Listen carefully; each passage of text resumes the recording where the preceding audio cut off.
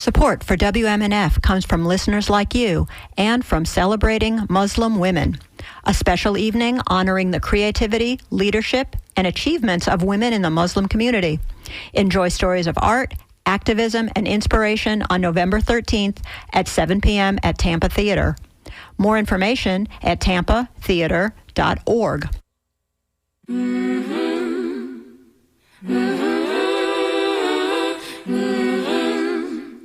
No man in the world. No man in the world. The measure of any society is how it treats its women and girls.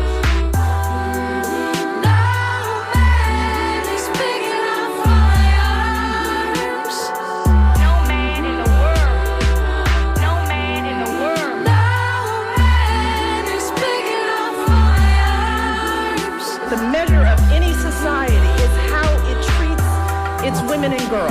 We create the smart, powerful, creative, accomplished young women. We can fight. I'm here because of you. I'm here because girls like you inspire me. No man is big enough for us. Many of these girls have faced unthinkable obstacles just to attend school.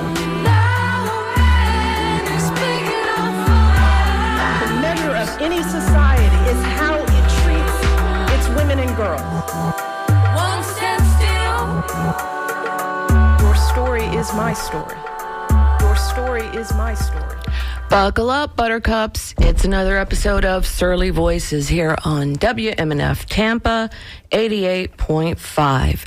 My name is Liz. I'm one of your hosts. My co-hosts, Donna, will be on the phone today. And hopefully we'll see Maria, my other co-host.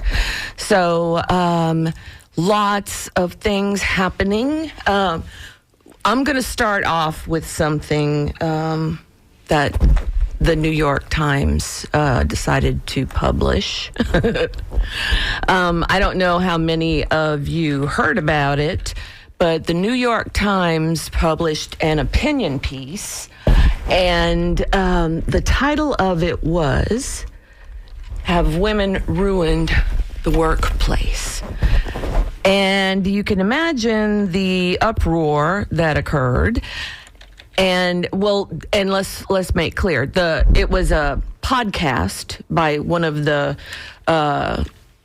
opinionati out there, and he had two conservative opinionators on his podcast to talk about have women ruin the workplace. So, lots of backlash. It was all over the internet. Women were dropping New York Times subscriptions left and right. And so then they decided, well, let's change the titling a bit, and maybe it won't be so offensive. It still was offensive.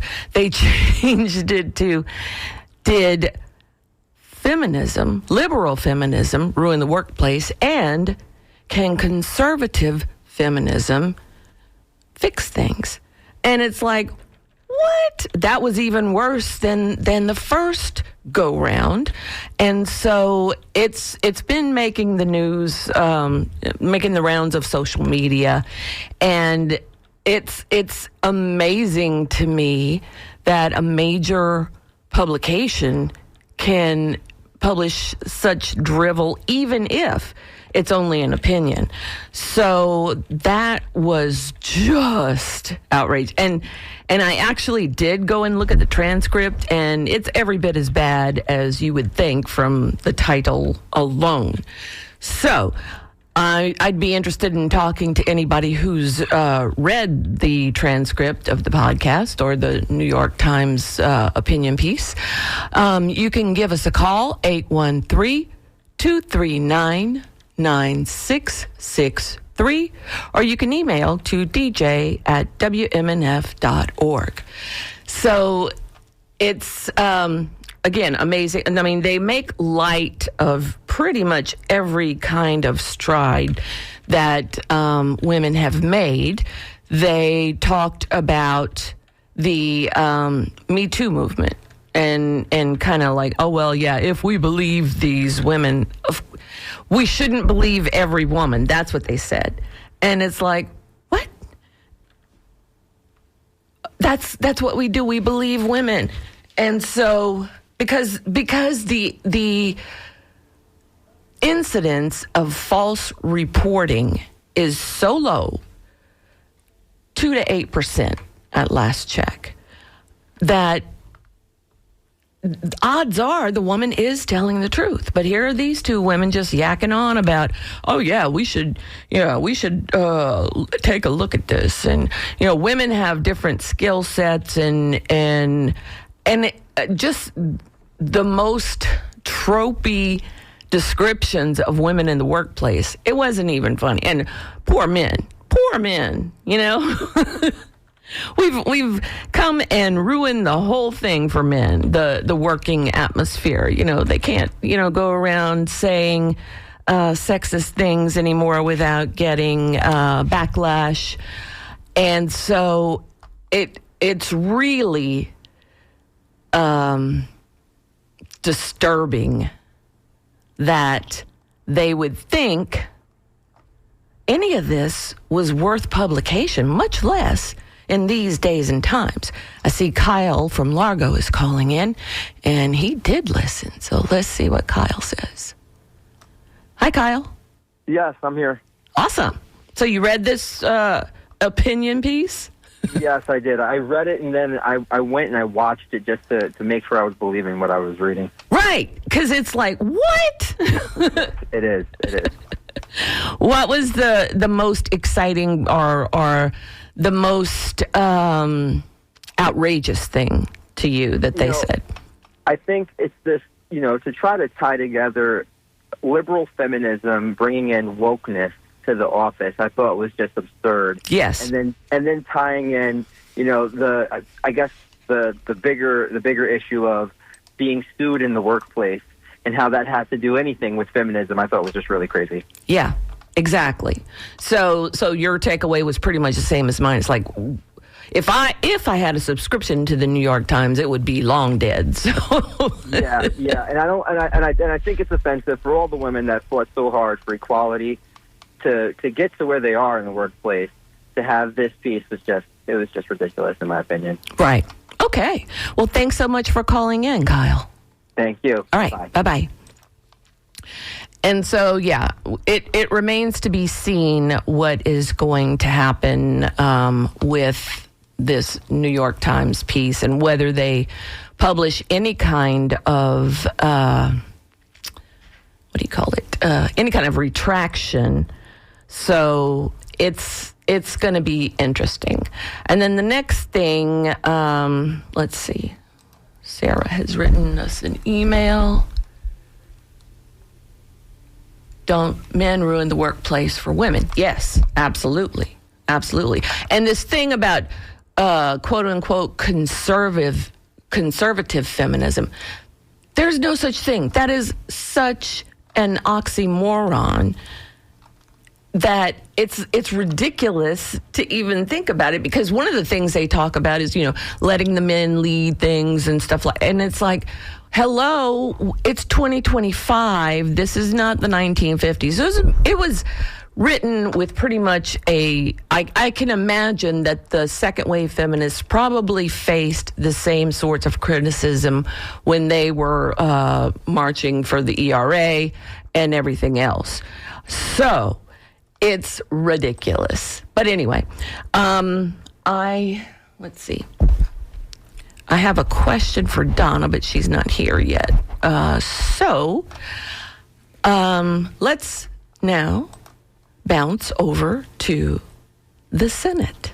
And let's talk about the shutdown that went on for almost 6 weeks.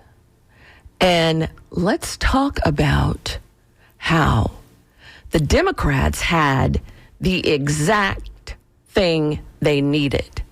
Solidarity. They weren't folding.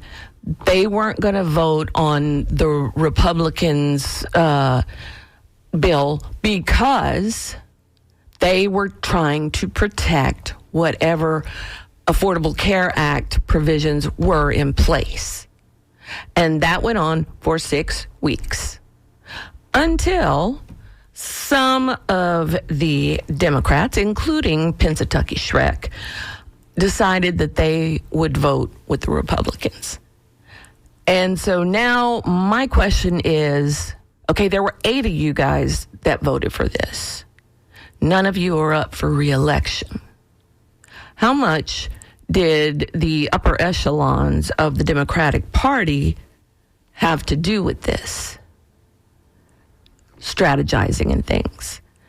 It's, and to give away, I mean, if Pennsatucky Shrek wants to vote with the Republicans, let him go ahead. Let him just go ahead and sit with them, because he ends up getting, voting their way most of the time. But what about the other 7? And I would deign, well, I don't know if it's too strong to call them Judases, but I think it's coming real close. Because, yeah, the snap, Trump was under pressure like you have never seen. Trump was sweating. And then all of a sudden, this deal comes about. And it's really disturbing to me that you hung on for 6 weeks, and now all of a sudden, oh yeah, well, 8 of us are going and voting on the other side. So now, say goodbye to affordable health care pretty much, because that's going to be the upshot of it. Anybody want to talk about that? Give me a call, 813-239-9663, or you can email to dj@wmnf.org. So, and I know that some listeners are going to disagree with my criticizing the Democrats, because feed the children. Well, you know what? There were so many mutual aid supports ready to fill the gap with the SNAP loss. So, how is it that these 8 people just decided, and it boggles the mind. It really does, because this was the one time in this whole Trump regime that the Democrats actually had something. And what did they get in return? They didn't even get anything solid in writing. They got a promise. And look how promises are coming out with Donald Trump. They don't go very far. So these 8 people capitulate, and now the federal government is funded through January, and it's business as usual up on the Capitol. Yeah, we don't care if your insurance rates go up. We're back at work. Because the individual senators were getting blowback because they have been talking about, well, if we're not working, we don't get paid. So let's see. Here is a text message, and it says, it's been pretty clear for quite a while that the Democrats are deliberately complicit in the march toward fascism, and now it's crystal clear that they are criminally so. Charles in Tampa. I couldn't agree more, Charles. It's like, well, one good thing that we're seeing of it is all these folks who were hoarding these Senate seats, like Nancy Pelosi. Nancy Pelosi says she's not going to run again. But you know who threw her hat in the ring? Nancy Pelosi's daughter. So it's like, okay, now we got Nepo babies running. Political seats should not be treated like fiefdoms. You shouldn't, pass it on to your kids. Just because you're related to somebody doesn't mean you have the same skill set. Now, I'm sure some would argue that the skill set, it's not the skill set so much as you're getting Nancy Pelosi's backdoor advice and connections, her networking skills. So the thing about that is then why even retire, Nancy Pelosi? Just go ahead and stay, because that's how it's working. So it's really, I hope that somebody really strong and able is the one who's elected. Maybe that is Nancy Pelosi's Nepo baby, but just being the Nepo baby is kind of giving me pause. So if you have any questions or you want to discuss, 813-239-9663, or you can email to dj@wmnf.org. Now, it's been speculated in some internet sources that Trump has some sort of dementia. Now, again, this is pure speculation. I'm just telling you what's out on the internet. And they give many examples. One was the state visit with Japan. One is, he was reading something and just went totally off script. And so I see, you can see when he speaks sometimes that he's not 100% there. Oh, and the guy that fell out they were in the Oval Office, and Dr. Oz was talking about, how all the Americans were now going to lose weight and stuff because they had lowered the price of the Ozempic and stuff like that. And so one of the drug company folks passed out. And so everybody rushes to him except Trump. And Trump just looks on for a second, and then he turns around and he's just like looking out the window. And so it's like, that is the perfect outfit, the perfect photographic evidence of the way that things are going. It's like, oh yeah, here's. And don't forget, RFK just kind of like he ran away. Oh, there you are. Hey, Donna. Yeah, he just ran away. Well, he's a Kennedy, so. Oh, right.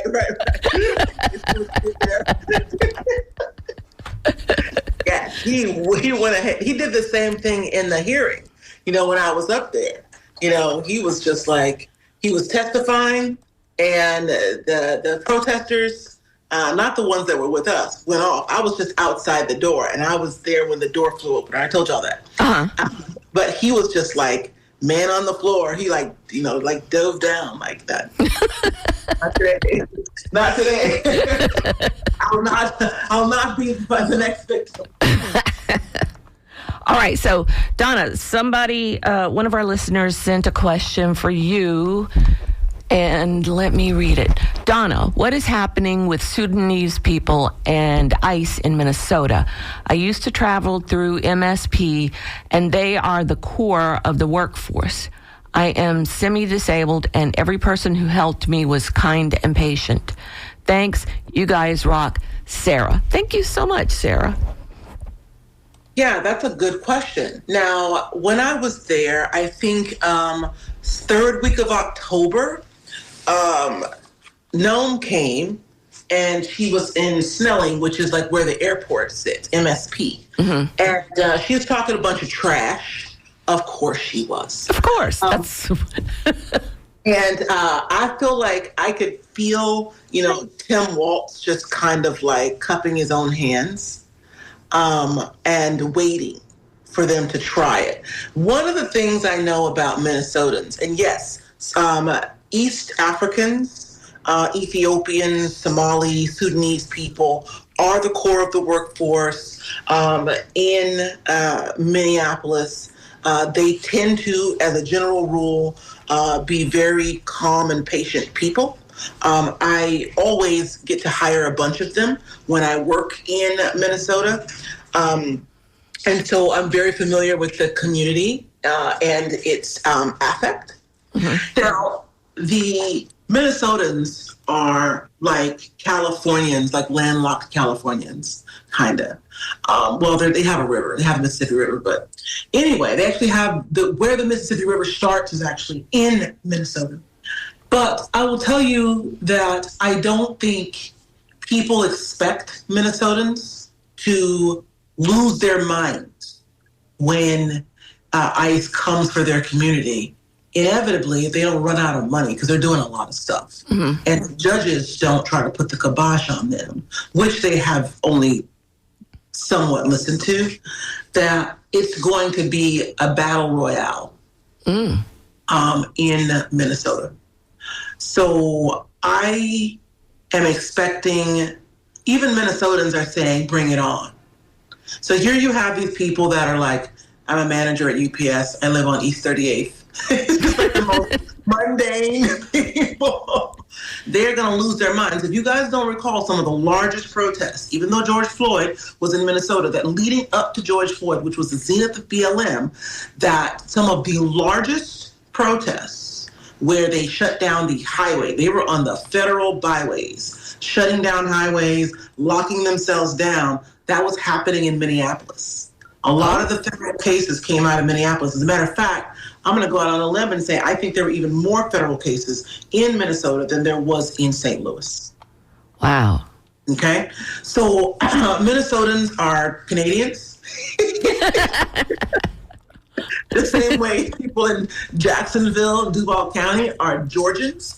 When you're that close to the border, your accents, your customs, it feels very European, the way people are. You know, they're polite. Mm-hmm. Even if they don't want to be in a place or they don't like something that's happening, they're still polite. So they're not going to allow ICE to come there. These are guided by strongly guided by principles. They're not going to allow ICE just to come there and start stashing people off the streets. It's going to look like the response in New York and some of what you've seen in Chicago and LA. All right. Thanks so much for that, Donna. We got Lenny in Gulfport on the line. Let's see what is on Lenny's mind today. Hi, Lenny. Good morning. Hi, good morning, and thank you for allowing me to speak with you. I disagree with whether it was a mistake for the Democrats to vote to end the shutdown. I think the pressure of the health insurance is still on. The Republicans are going to have to figure out what they're going to do now. They voted to end the subsidies, and that's what triggered this thing. But that issue's still on the table, and they're going to have to deal with it. People are getting their notices for their insurance for next year, and they're making their decisions about what they're going to do. And that hasn't been resolved yet. The issues are still there. It's up to us to stop complaining about Democrats and actually focus on those economic issues and put the square blame on the Republicans. Well, SNAP is being shut off. Trump had his lavish Gatsby party with a woman sitting in a martini glass or something. Very obscene. And people are losing their food benefits. Their food banks are not able to keep up with the demand. We need to focus on that. And that's my comment. Thank you. Thank you, Lenny. One question. So you think the party that controls all three branches of government right now couldn't have voted to pass this budget without Democrat support. And the Democrats going over is what gave it to them. So in other words, the Democrats held all the cards and then folded on the promise of talking about something else. You think that was a good move? I think there was so many people who are suffering because of the shutdown, workers not getting paid, the SNAP benefit, those kinds of things that at some point, that shutdown would have had to end. And but like I said, those issues are still there. They have not gone away. The Republicans created this mess. It's up to us now to put the blame squarely on them and make them live up to it. We should. I'm living in a Polina's district. We should be in front of her office, putting her feet to the fire.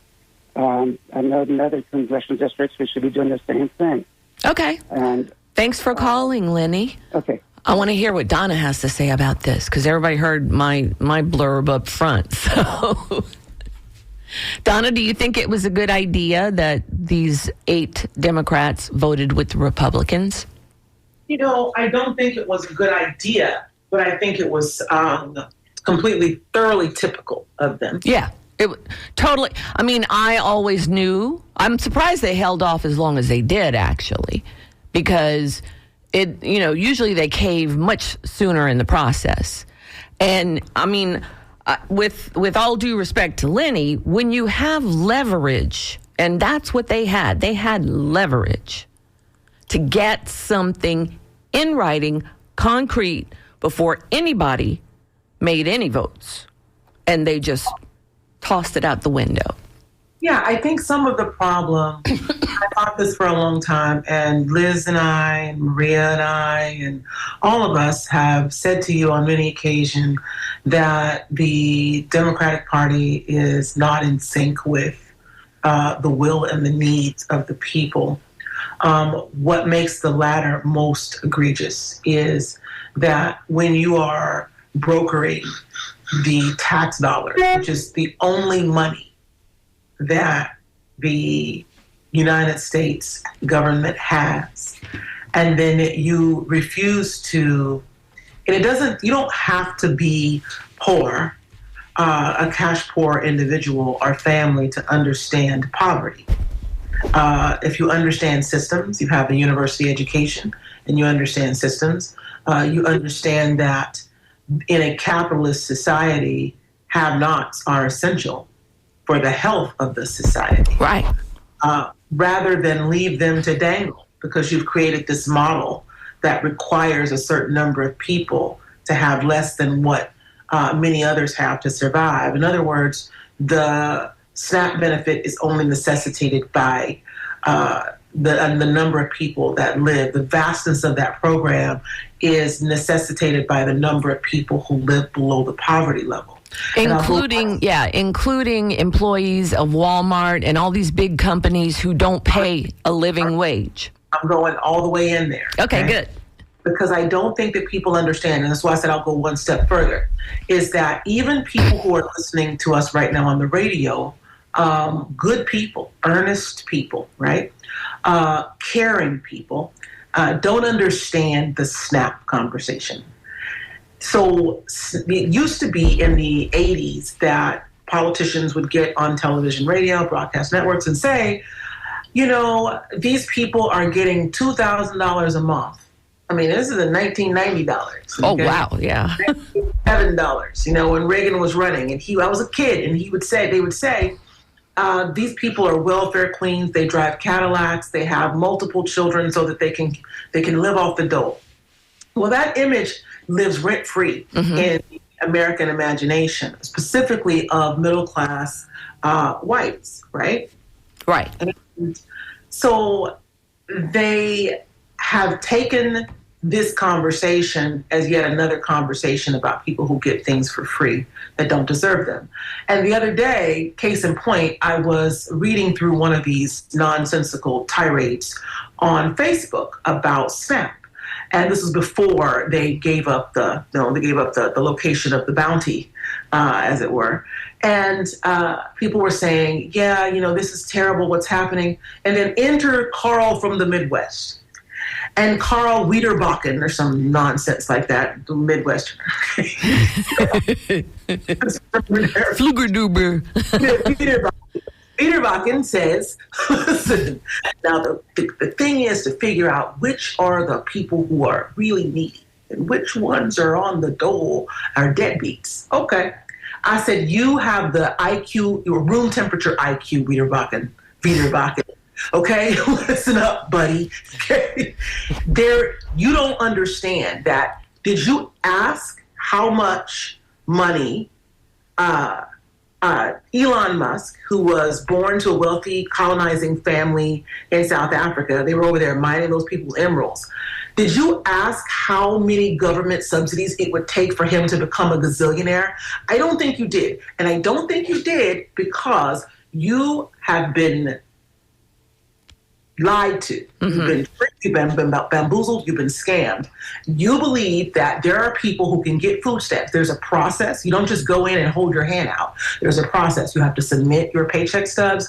You have to pay. And see, there's an operative there. I'm going to come back to that. Paycheck stubs, meaning you have a job. But where do you work if you're receiving SNAP benefits where you are 100% or better below the federal poverty level? Well, you probably work at Walmart, the largest retailer in the United States, one of the largest in the world, multinational conglomerate, corporate, international conglomerate, and they are paying the majority of their workers less than a living wage. We'll take Amazon, Jeff Bezos, who wanted to have an ancient bridge removed somewhere in Scandinavia so that he could move his super yacht that he had built by the best builders of super yachts through a channel so that he wouldn't have to sail it around the world. What is he saving it for? His next lifetime? He's died in his 60s. It's going to die one day. Okay, and does he even have any kids? Right? So I can't think that he's had any children. I don't know that he has. I'll Google it real quick while you're talking. So you guys, first of all, the majority of people who are on food stamps that are not on disability, okay, and that are not seniors that are retired and living off of the money that they paid into the government. You see how this all works? So when you start hearing Medicare, Social Security, SNAP benefits, and people think that there's some type of, free stuff just going around, and there really isn't. Every single person, just about, the vast majority of people who receive food stamp benefits that are not children, disabled, or elderly have jobs. Right. And it's like what your money is going for is to subsidize Walmart to not pay people. So let's talk about that. Let me give you the skinny on that real fast. If you make $100,000 a year, and since I know what the median income is in the United States, you don't make $100,000. And so if you make $100,000, you're only spending $4.30 or so a month to feed your neighbors so that they don't come and do something to you, right? Like the angry mobs aren't outside your door because you're making all this money, which most of you aren't, right? But you pocket watchers don't understand that you're paying much more than that in government subsidies, and that $4.38 is necessitated by the organizations that you have subsidized to hell who will not now pay their employees. So most of you don't even understand what you're looking at. There is no free stuff that's going out. You're paying much less money to your neighbors who need help because their jobs won't pay them than you're paying the Duke Energy. Yeah. Okay? So you want to talk about being gouged. You're not being gouged by the government to feed your neighbors. You're being gouged by corporations. And that has been true for a very long time in this country.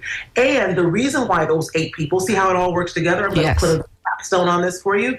The reason why those individuals sold out, they had leverage. It wasn't their leverage to leverage. It was the leverage of the corporations who have purchased our government. And I rest, Your Honor.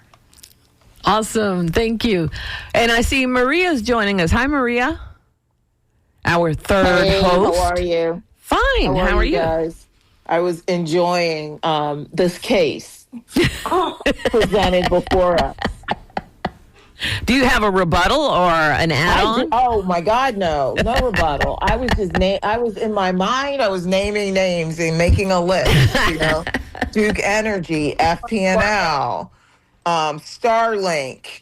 The list goes on, and I just do not understand why.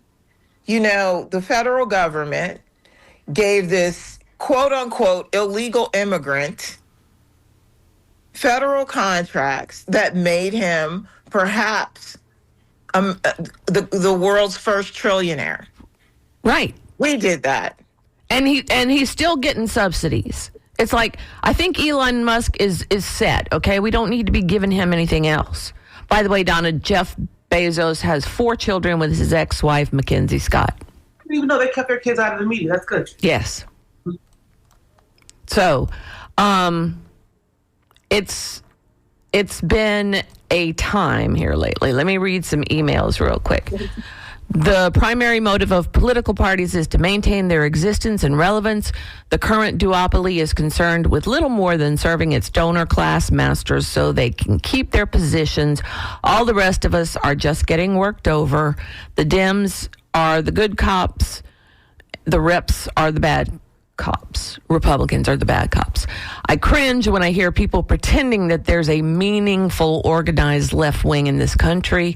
Our Democrats are moderate right wing, in most ways a bit more so than Reagan. Amen. That's what I've been saying that for a long time now. It's like, the middle now is Reagan Republicans. So, let's see. I've got some more emails here.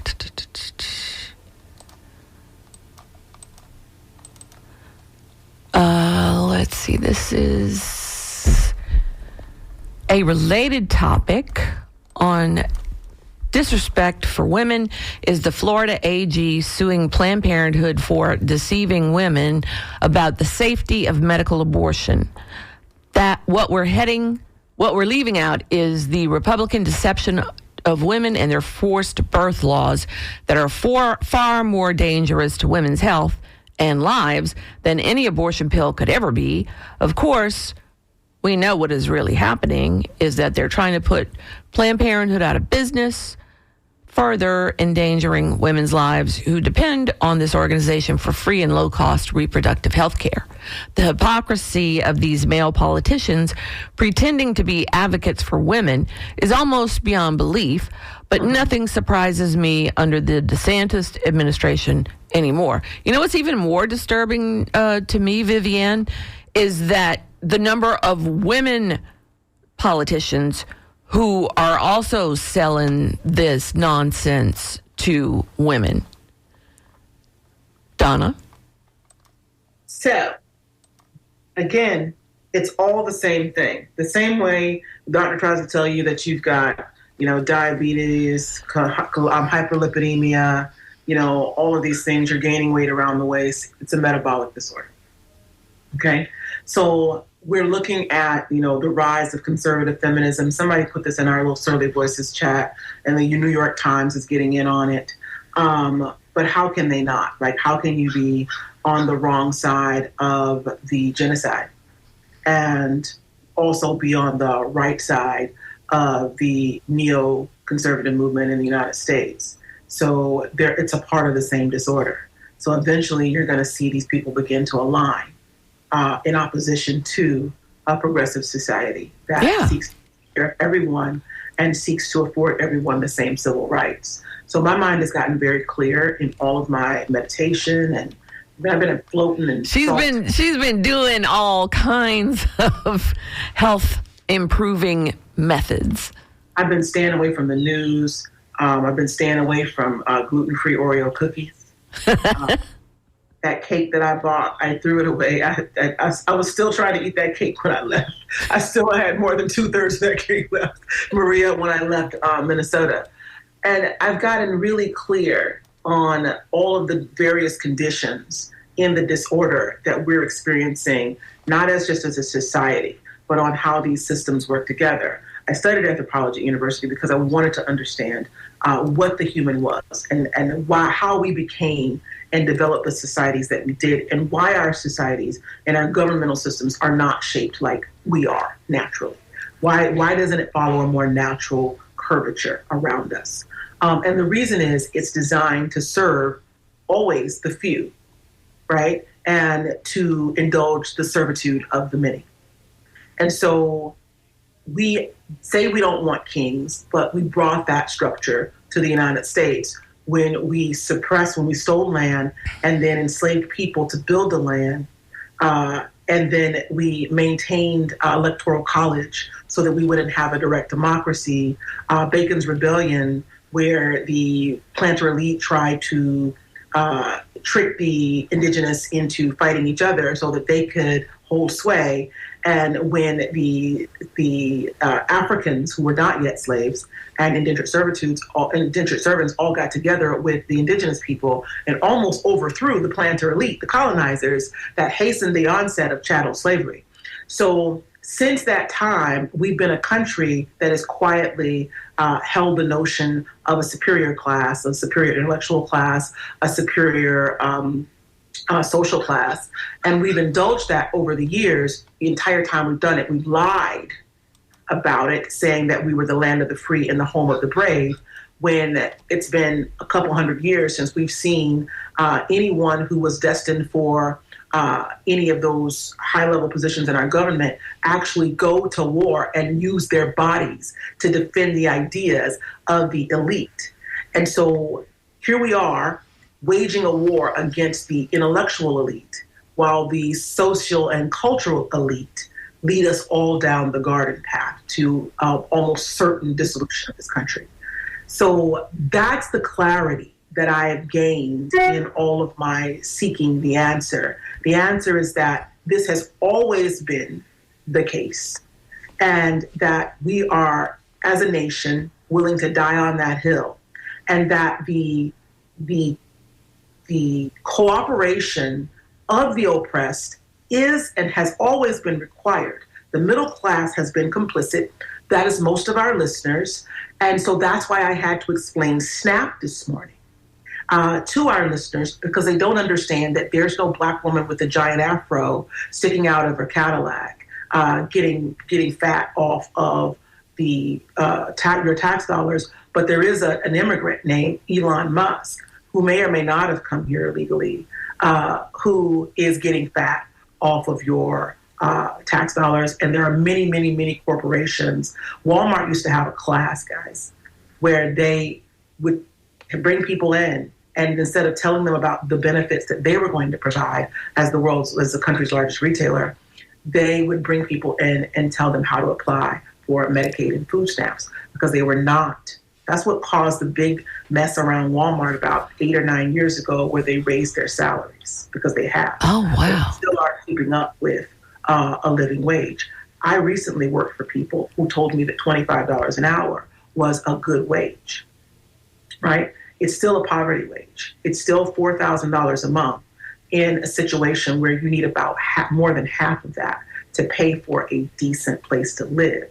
Now, we haven't talked about grocery bills. Mm-hmm. We haven't talked about out-of-control electric bills. We haven't talked about the cost of a new car or a decent car. So $4,000 post-tax is not going to get you there. But I have people who are sitting next to me who are telling me that that's a good wage. So you guys, if you want to really solve this problem, I think the first step is a widespread understanding of who we are as a nation, how we were constructed, and why we've maintained those structures. All right, Maria, do you have anything to add? Where do I begin? Go! I love it. I mean, you know, when you said $25 an hour, it's really, you know, Google is both our enemy and our friend, right? Like, you can literally put in your zip code and ask, what is the living wage in my area, right? And for my county, it's $33 an hour. There it is. A living wage, right? And, you know, when Donna was talking, I was thinking about, we have people running for office and calling themselves Democrats, wanting to pay campaign workers to try to get them elected $15 an hour. Wow. When you show me what your values are, I make my decisions accordingly. Exactly. I'll just leave it at that. Yeah. I went and Googled it up. How much is the living wage in Tampa? And it's $23.81 per hour, or $49,520 annually. Where? Tampa. Okay. In Tampa, where a 3-bedroom concrete block house Thank you. is about to hit $500,000 in 1987, this was a starter home. Right. And that's what, and that's the thing. When we even do the calculations, it is really like, it's not even objectively part of reality. It is the minimum of the very, very minimum it takes to eke out an existence, right? Right. And It doesn't take into consideration. It doesn't take into consideration. You're talking about that home. Doesn't even take into consideration how much homeowners insurance costs you for that home at this point. I have a high salary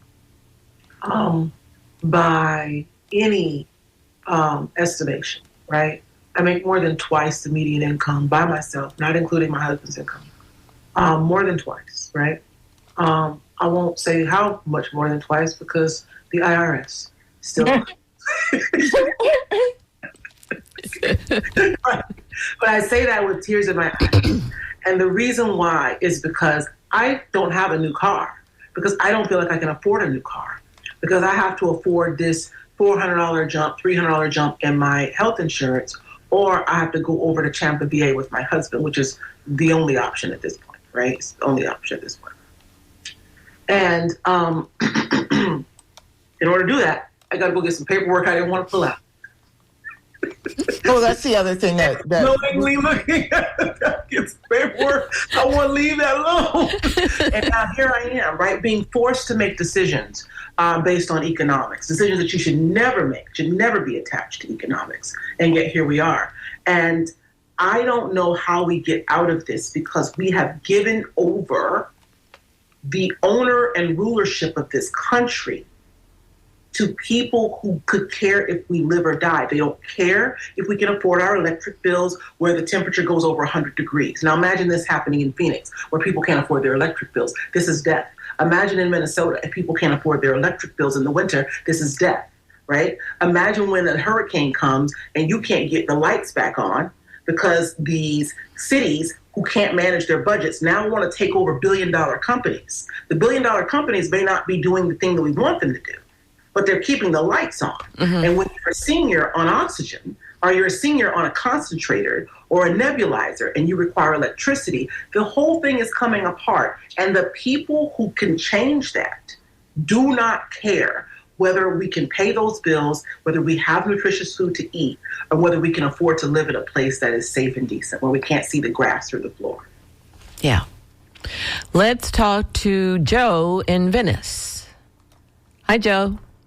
Good morning, ladies. I just want you to know it was Thursday, and I drive a route every day, and I listen to WMNF in the morning, and I thought, oh, it's Thursday, Surly Voices, and I had a smile, and I just thank you for your show is what I'm trying to say. Thank you, Joe. Thank you, Joe. You should be able to just say that. I mean, every once in a while a story comes up, or you can just, you know what? Yeah. This is, yeah. All right. Yeah. What else they got going? I don't know. That's about it, I guess, for me today. But just, yeah, thank you. Thank you so much for calling in, for listening, Joe. All right. So let's see. Karen in Dunedin says, middle class, I am a former food stamps recipient. My current home was through Habitat of Humanity home, and my daughter and her family are currently SNAP and WIC recipients. I would say I'm one massive illness or job loss from poverty. And she said, this listener is not comfortably middle class.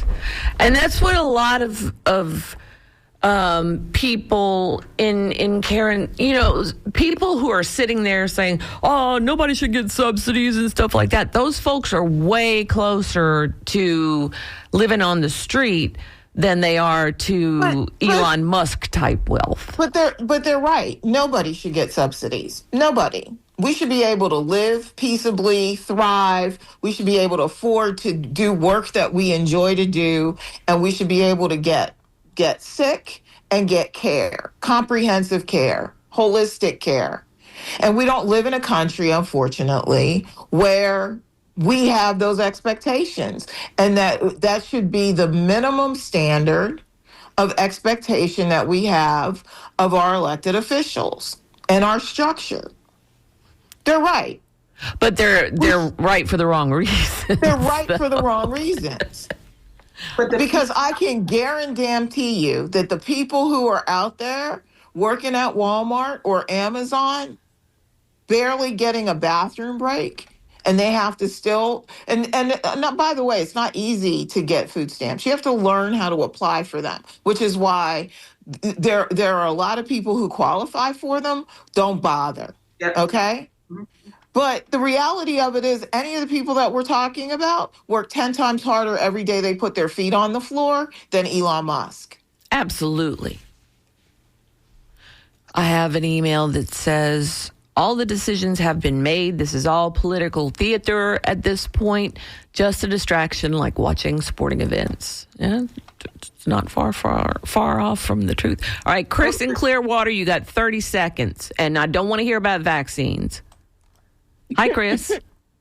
Oh, wow. I'm surprised I get the only time limit. Well, because you called almost at the end of the show, so. Just use 15 of your seconds. I hope I get a minute here. You mentioned Trump with Ozempic giving, saying that we're going to get a great deal on this elective medicine. And, it's another art of the drug deal. I'm wondering, what did Eli Lilly get in return? Yes. If it's the deal, was it the tariff relief that Pfizer also got when Trump and RFK Jr. started on that day singing the praises of Pfizer, and RFK Jr. in the past had plenty of criticism, harsh criticism for them. So it's like, I'm wondering, is it like the fascist, corporatist Operation Warp Speed that didn't include profit sharing, which would have been helpful for farmers' record profits? Since then, we've just seen more corporatism and fascism. On the debt ceiling, the 14th Amendment, as I've mentioned before, prohibits questioning the national debt. So it's really economic terrorism, and it causes us to all cry for more debt, more corporatism, fascism, because, of course, the privately owned Federal Reserve rigging the economy. And, the 14th Amendment was passed in the wake of bankster gangster influence, who I think wanted to prevent the government from questioning. All right. Okay, got to let you go now, Chris. Thanks for calling. I do agree. What was Pfizer getting out of the deal? Yeah, that was important to be said. Yes. We are getting to the end here. Elisa in Gulfport, I'm so sorry, but we have run out of time. And so hopefully you'll call next week. And any last thoughts, Donna and Maria? I've run out of ideas on how we get out of this. And I hope that our callers next week call in and tell us their ideas. Yes. That's a great idea. Yeah. Call and tell us how we're going to fix all this. And because, we're all without a clue, but we're certainly going to call out shenanigans when we see them. Oh, speaking of, if y'all haven't been watching South Park, holy cow. I just started watching it, the newest season, and it is on point. Maria, any last thoughts? No, I'm just, I hope that everyone realizes just the decaying rot that we exist in right now. It's probably looks like the inside of Donald Trump's corpus at this point. Ew. Both are decaying rapidly before our very eyes. All right. And on that note, Oh, the season of joy. Thank you so much for listening to Surly Voices on WMNF Tampa 88.5. See you guys or hear you guys next week.